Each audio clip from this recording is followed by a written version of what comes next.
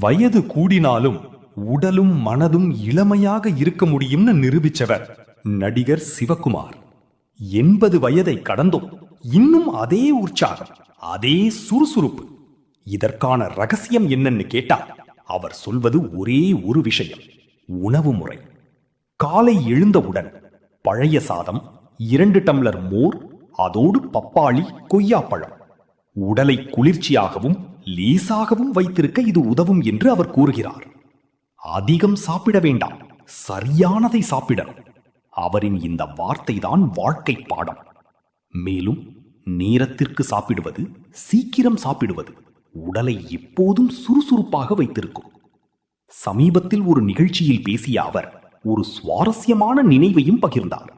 1979 தனது 100வது படத்தின் போது எம்ஜிஆர் அவரை பார்த்து, இந்த சிவகுமார் வாழ்நாள் முழுவதும் இளமையோடு இருப்பார் என்று சொன்னாராம்.